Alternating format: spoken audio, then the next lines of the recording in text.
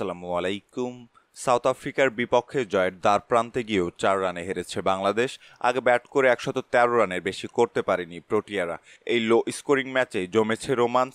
জয়ের এত কাছে গিয়েও এমন হার অবিশ্বাস্য মনে হচ্ছে তাওহিদ হৃদয়ের কাছে। বিতর্কিত আম্পায়ারিং আরও একবার সঙ্গী হয়েছে বাংলাদেশের। আম্পায়ারের ভুলে বাংলাদেশ 4 রান থেকে বঞ্চিত হয়েছে। শেষ পর্যন্ত দক্ষিণ আফ্রিকার কাছে বাংলাদেশ হেরেছে ওই 4 রানের ব্যবধানে। ম্যাচ শেষে এই ভুলকে দলের হারের প্রভাবক হিসেবে স্বীকার করেছেন তাওহিদ হৃদয়। জানিয়েছেন আম্পায়ারিংয়ে উন্নতির দরকার রয়েছে। বাংলাদেশের ইনিংসের 17তম ওভারের দ্বিতীয় বল ওটনিল বার্টম্যানের বল মাহমুদুল্লাহ রিয়াদের প্যাডে লেগে বাউন্ডারি ছাড়িয়ে যায়।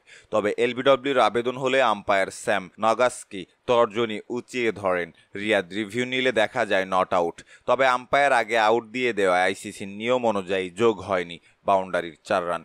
ম্যাচ শেষে হৃদয় বলেন, সত্যি বলতে এটা গুড কল ছিল না। ম্যাচটা টাইট ছিল, আম্পায়ার আউট দিয়ে দিলেন। আমাদের জন্য এটা মেনে নেওয়া কঠিন। ওই 4 রান ম্যাচের দৃশ্য বদলে দিত। আমার আর কিছু বলা ঠিক হবে না। উল্লেখ্য 2 ম্যাচ থেকে 2 পয়েন্ট নিয়ে নেট রান রেটে এগিয়ে থেকে পয়েন্ট টেবিলের 2-এ অবস্থান করছে বাংলাদেশ। অন্যদিকে শেষ ম্যাচে বাংলাদেশকে হারিয়ে সুপার 8 নিশ্চিত করেছে দক্ষিণ আফ্রিকা। এই গ্রুপ থেকে 3 ম্যাচে 6 পয়েন্ট নিয়ে সবার আগে সুপার 8-এ উঠে গেছে প্রোটিয়ারা। ডি গ্রুপ থেকে আরও একটি দল খেলবে সুপার 8-এ। আগামী 13ই জুন সুপার 8 নিশ্চিত করার ম্যাচে মাঠে নামবে বাংলাদেশ ও নেদারল্যান্ডস, যেখানে নেদারল্যান্ডসকে হারাতে পারলে বাংলাদেশ পেয়ে যাবে সুপার 8-এ খেলার টিকিট। পক্ষান্তরে যদি নেদারল্যান্ডসের বিপক্ষে হেরে যায় বাংলাদেশ, তবে বাংলাদেশকে অপেক্ষা করতে হবে 17ই জুন নেপাল ম্যাচ পর্যন্ত, যেখানে এক মাঠে খেলবে নেদারল্যান্ডস ও শ্রীলঙ্কা। অপর মাঠে লড়াই হবে বাংলাদেশ ও নেপালের।